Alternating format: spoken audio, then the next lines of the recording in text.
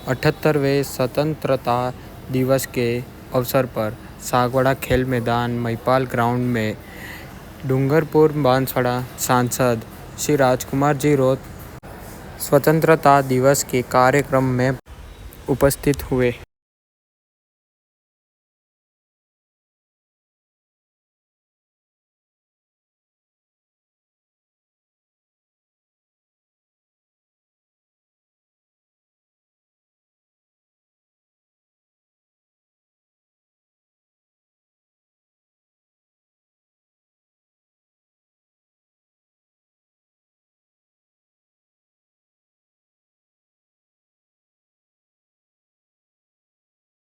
सांसद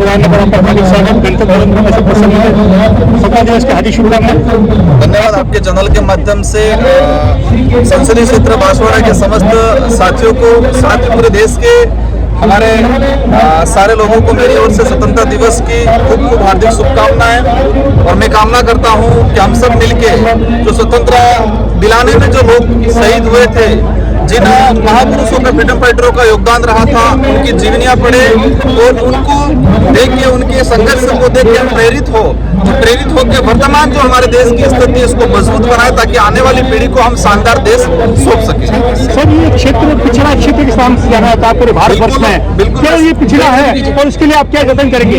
देखो, मैं आज के दिन में पॉलिटिकली लैंग्वेज में भाषण नहीं देना बात नहीं करना चाहूंगा, लेकिन ये स्वीकार करना पड़ेगा कि हमारा क्षेत्र काफी पिछड़ा है। पिछड़े की अगर परिभाषा दे तो आर्थिक रूप से, शारीरिक रूप से, शैक्षणिक रूप से, भौतिक सुविधाओं के रूप से, हर प्रकार से हमारा क्षेत्र पिछड़ा हुआ है।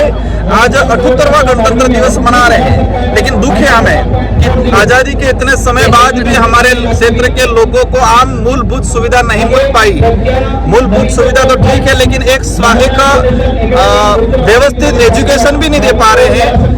मैं इस चीज को समझ रहा हूँ, लेकिन मैं कोशिश करूंगा कि इस गति को तेज बढ़ाए और हमारे क्षेत्र में बेस्ट क्वालिटी का एजुकेशन और भौतिक सुख सुविधा हमारे क्षेत्र में है। पूर्व के जो भी रहे, मैं कोई कटाक्ष नहीं करना चाह रहा, लेकिन सच में ये स्वीकार करना पड़ेगा कि गलतियां हुई है।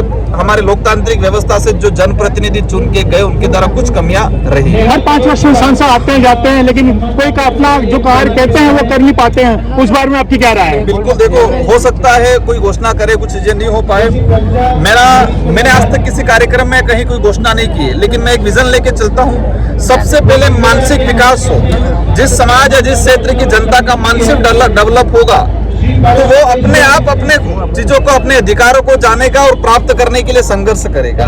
और मानसिक विकास तभी हो पाएगा कि अच्छी शिक्षा उपलब्ध हो पाए। तो मेरी प्रायोरिटी रहेगी जितना हो सके मेरे कार्य क्षेत्र में, मेरे अधिकार क्षेत्र में जो चीजें आ रही है, मैं शिक्षा के क्षेत्र में एक शानदार क्रांति लाने का पहल करेंगे। और साथ ही यहाँ पर कुपोषण बहुत तेजी से बढ़ रहा है। हीमोग्लोबिन की मात्रा हम देखते हैं हॉस्पिटलों, PSC, CSC के अंदर, ये कहीं न कहीं गवर्नमेंट का फेलियर रहा है। तो मेरी कोशिश रहेगी कि कुपोषण को खत्म किया जाए, एक सामाजिक क्रांति के माध्यम से भी, और एक पद पे रहते हुए मेरे से जितना भी जो कार्य क्षेत्र में जो बजट आएगा उसके माध्यम से हम कोशिश करेंगे। खूब धन्यवाद सर आपका। आप सभी जो उपस्थित हैं, हम सभी को स्वतंत्रता दिवस की खूब खूब शुभकामनाएं देना चाहूंगा आप सबको दिल से। इस कार्यक्रम में हमारे मंच पे विराजमान यहाँ के स्थानीय विधायक जी, शंकरलाल जी, SDM साहब, यहाँ के नगर अध्यक्ष, साथ ही प्रधान जी, और पुलिस प्रशासन से हमारे डिप्टी साहब, तहसीलदार साहब, इस नगर के समस्त नागरिकगण, और इस प्रांगण में एक शानदार जो प्रस्तुतियां दी गई है, ये स्वतंत्रता दिवस 78वां स्वतंत्रता दिवस मनाया जा रहा है। हमारे लिए, हमारे देश के लिए और इन बच्चों के लिए एक गौरव का दिन है। ये दिन हम सबके अंदर एक जोश जुनून भरता है।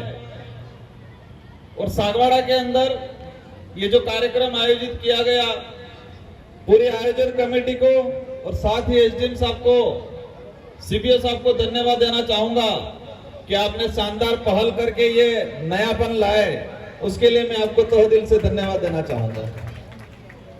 साथियों, कार्यक्रम आज पूरे देश के अंदर हो रहे हैं और सांसद बनने के बाद शायद बड़ा कार्यक्रम सागवाड़ा में पहली बार मेरा आज हुआ है।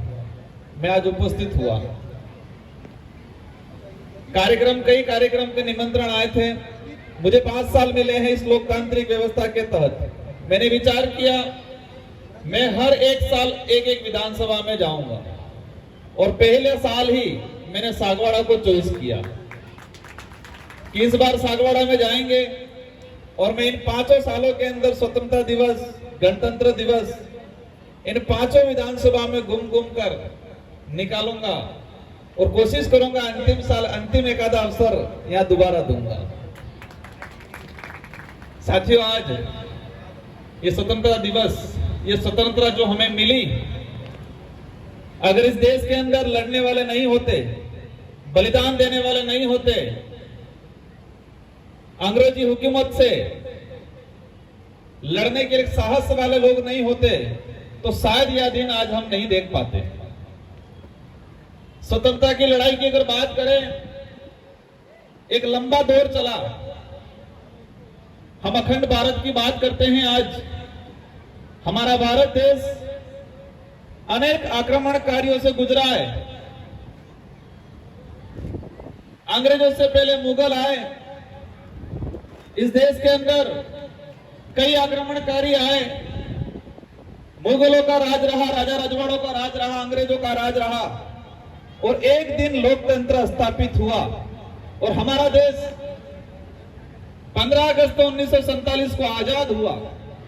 वो पल ऐसा होगा, उस रात को, उस दिन इस देश की जो जनता क्या सोचती होगी, एक सुकून भरा महसूस किया होगा, कितने खुश हुए होंगे वो लोग। आज हम 78वां स्वतंत्रता दिवस मना रहे हैं। आज हमें खुशी है कि हमारा देश 1947 को आजाद हुआ था, लेकिन 1947 15 अगस्त 1947 के दिन जो तात्कालीन जो लोग थे, उन्होंने कितनी खुशियां मनाई होगी। उस दिन कल्पना की थी कि ये जनता का राज आ गया और उसी इस लोकतंत्र को व्यवस्थित स्थापित करने के लिए नियम कायदे बने।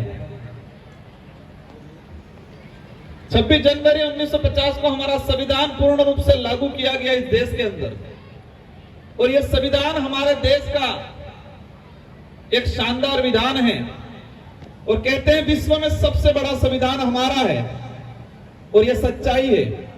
इसमें हर वर्ग के लिए, हर धर्म के लिए,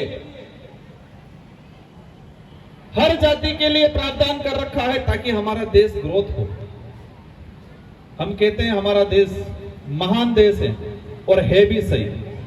हमारे देश का कोई भी प्रतिनिधित्व विदेश में जाता है, उसकी पहचान जब मंच पे होती है, कहते हैं कि ये उस देश से आता है या उस देश से आते हैं। एक अखंड भारत है, एक विविधता वाला देश है और विविधता होने के बावजूद भी एकता है और ये महान देश से आते हैं। ये संबोधन दिया जाता है हमारे देश के, अगर प्रधानमंत्री जाते हैं या राष्ट्रपति महोदय जाते हैं, कोई भी जाता है, पहचान हमारे देश की महानता से होती है वहां। और ये देश महान इसलिए है कि इस देश के अंदर अनेक धर्म हैं, अनेक संस्कृतियां हैं, अनेक जातियां हैं, इसके बावजूद भी ये देश मजबूत है, इसलिए इस देश को महान कहा जाता है। साथियों, हमें कहते हैं हम राष्ट्र हितैषी, राष्ट्रभक्त। राष्ट्रभक्त की परिभाषा क्या है? किसको हम राष्ट्रभक्त कहेंगे? राष्ट्रभक्त की परिभाषा मेरी नजर में हमारा एक शानदार ग्रंथ है जो संविधान है। हम संविधान को मानेंगे, संविधान को पूजेंगे और संविधान के आधार पर चलेंगे तो ही हम राष्ट्रभक्त कहलाएंगे। और हम संविधान को नहीं मानेंगे, संविधान के आधार पर नहीं चलते हैं तो हम राष्ट्रभक्त नहीं कहलाएंगे। साथियों, इस देश के अंदर रहने वाली जनता के लिए मौलिक अधिकार बनाए गए, मौलिक कर्तव्य बनाए गए। और मेरी नजर में वो राष्ट्रभक्त है जो मौलिक कर्तव्यों का निर्वहन करे और मौलिक कर्तव्य ये कहता है कि संविधान को मानना है, समान भाव से सभी को देखना है। मौलिक कर्तव्य कहता है वही राष्ट्रभक्त है कि इस देश की सरकारी संपत्ति को अपना माने और अपना मान के उसकी रक्षा करे, उसकी सुरक्षा करे, वही राष्ट्रभक्त। हम देखते हैं हमारे इलाके के अंदर या कई देश के कई कोनों में हमारा घर की सफाई, घर का ध्यान पूरा रखते हैं, लेकिन हमारी सरकारी स्कूल है, सरकारी भवन है, वहां नजरिया बदल जाता है, कहते हैं ये तो सरकारी है। सरकार कौन है? हम सरकार है, इस देश की जनता है वो सरकार है, क्योंकि हमारी संपत्ति है वो। मौलिक कर्तव्य कहता है कि सरकारी संपत्ति की रक्षा करना, उसका आदर करना, वही सच्चा राष्ट्रभक्त है। तो हमें ये नजरिए को बदलना पड़ेगा। हम देखते हैं कई जगह सरकारी संस्थाओं में असुविधा रहती है बहुत ज्यादा। हमारी सबकी जिम्मेदारी है कि इस देश की संपत्ति की रक्षा करना। एसडीएम साहब बता रहे थे, उन्होंने शानदार पहल की, मुझे अच्छा लगा आज आके। इस देश में जो अच्छा काम करेगा उसको पूजा जाएगा, और जो अच्छा काम करता है उसकी जाति क्या है, धर्म क्या है, वो पुरुष है या महिला है, वो नहीं देखा जाएगा। उसने अच्छा काम किया उसको जाना जाएगा। और एसडीएम साहब आपको भी कहना चाहूंगा, आपने अच्छी पहल की। अनेक एसडीएम आए होंगे, आपके बाद भी आएंगे, लेकिन आपने अच्छे विचारों से, दिल से अच्छा काम किया है, तो आपके कार्यकाल को पूजा जाएगा, आपको याद किया जाएगा। इस देश के इतिहास में हम उठा के देखते हैं, हम किसको मानते हैं जिसने अच्छा काम किया। हम गांधी जी को मानते हैं, अम्बेडकर जी को मानते हैं, बिरसा मुंडा जी को मानते हैं। हमारे इस इलाके की बात करें, गोविंद गुरु को मानते हैं, भोगीलाल पंड्या जी को मानते हैं। हर वर्ग का व्यक्ति मानता है। मैं एक बार अभी छत्तीसगढ़ गया था, मैंने देश के अंदर एक अलग सी चीज देखी। संविधान मंदिर बना हुआ छत्तीसगढ़ के बस्तर में, संविधान मंदिर। मैंने गूगल पे सर्च करके देखा कि देश में एकमात्र संविधान मंदिर बना हुआ है बस्तर के अंदर। मैं गया वहां, मैंने जाना इसके बारे में। 1992 के अंदर एक प्रोजेक्ट आया, वहां पर कलेक्टर थे देव वर्मा, ब्रह्मदेव शर्मा करके, और वहां पर जो लोग थे उनकी जमीन खाते नहीं थी। वो प्रोजेक्ट था स्टील का, और उन्होंने उन लोगों की पीड़ा को समझा। उनको पता था ये लोग विस्थापित होंगे क्योंकि जमीन में रिकॉर्डली नहीं है, लेकिन ये लोग आजादी से पहले रह रहे हैं। वो कलेक्टर थे और कलेक्टर पद से त्याग दिया और समाज सेवी बने, वो कारवा उठाया और आज उनको वहां पूजा जाता है। वो जाति नहीं देखी गई, उनके कर्म देखे गए। देश के एकमात्र संविधान मंदिर बना गया। पूरे आसपास के जो एरिया है, जितने जो गांव हैं, वो संविधान, कोई भी बड़ा कांड होता है तो संविधान मंदिर जाते हैं और संविधान की कसम खाते हैं, सच झूठ का फैसला वहां करते हैं। ऐसे ऐसे कई हिस्से हैं हमारे क्षेत्र में। मामा बालेश्वर को सब जानते, बांसवाड़ा के लोग, हम भी जानते, पूजते हैं। आज बांसवाड़ा में हमारे यहाँ के लोग दूसरे देवताओं के मंदिर नहीं, इतना मामा बालेश्वर के हैं। मामा बालेश्वर यहाँ के नहीं थे, यूपी के थे। वो भी ब्राह्मण कम्युनिटी से आते थे, लेकिन उन्होंने आदिवासी समाज के लिए काम किया। और जितना ब्राह्मण कम्युनिटी नहीं मानता, उतना आदिवासी समाज उनको मानता है और आज पूछता है। मेरा कहने का अर्थ यह है कि हम कर्म अच्छा करेंगे तो लोग याद करेंगे, और कर्म जाति या धर्म देख के नहीं, इंसानियत सबसे बड़ा धर्म है, और उस आधार पे हम कर्म करेंगे तो इस देश का विकास होगा। ये देश तब बढ़ेगा, इस देश में रहने वाला प्रत्येक वर्ग आगे बढ़ेगा, इस देश में रहने वाला प्रत्येक धर्म के लोग आगे बढ़ेंगे। और हमारा देश का संविधान इतना शानदार है, हर चीज की स्वतंत्रता देता है। कई बार मैं कुछ बात को लेके मैं यहां पर नहीं कहना चाहूंगा, लेकिन हमें हर चीज को समझना है। कोई व्यक्ति कह रहा है, उसका तर्क क्या है, उसका कारण क्या है और उसका उद्देश्य क्या है। ये देश हमारा है, हमारा क्षेत्र है। मैं सांसद हूं, मेरी जिम्मेदारी है इस क्षेत्र का प्रतिनिधित्व करना, और मुझे 5 साल का अवसर मिला है। और मैं इस कार्यक्रम के माध्यम से आप सबको आश्वस्त करता हूं कि अवश्य इस क्षेत्र का शानदार प्रतिनिधित्व करेंगे। और मेरा एक उद्देश्य है, इसमें आप सबका साथ चाहिए। शिक्षा के क्षेत्र में क्रांति लानी है हमें, और वही इलाका बढ़ता है जो शिक्षा के क्षेत्र में क्रांति लाता है।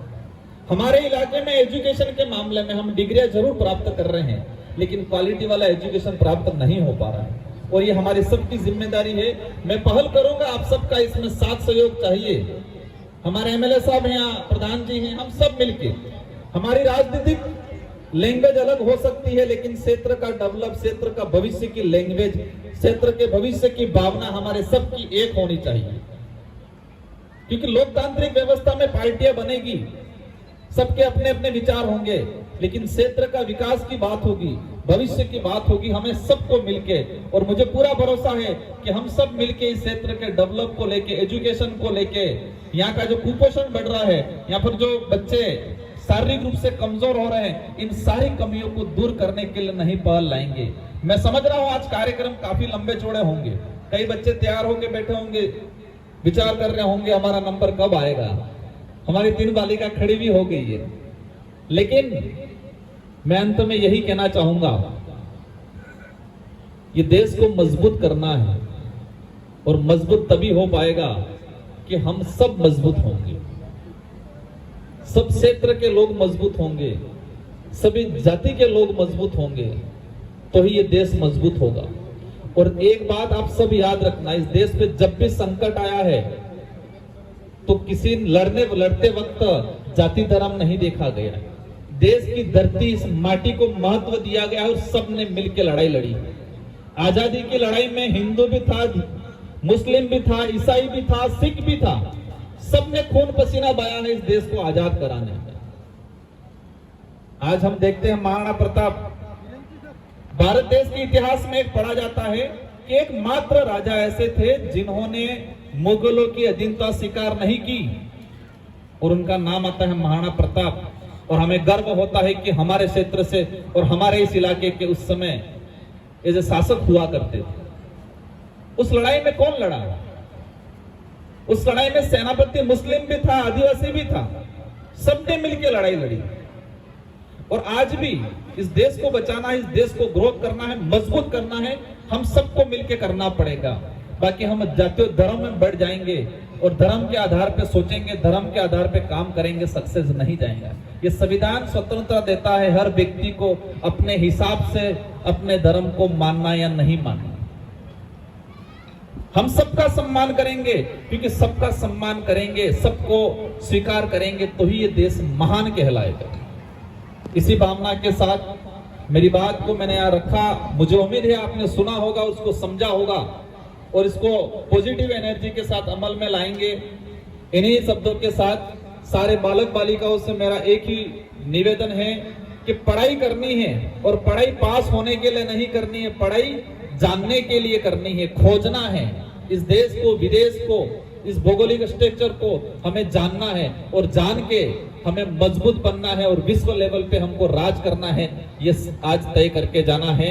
इन्हीं शब्दों के साथ आप सबको पुनः स्वतंत्रता दिवस की शुभकामनाएं, और उम्मीद है कि आने वाले समय में आप सब मिलके इस कार्यक्रम को और मजबूत बनाओ और शानदार बनाओ। इन्हीं शब्दों के साथ आप सबको जय जोहार, जय संविधान, जय बिल प्रदेश, जय राजस्थान।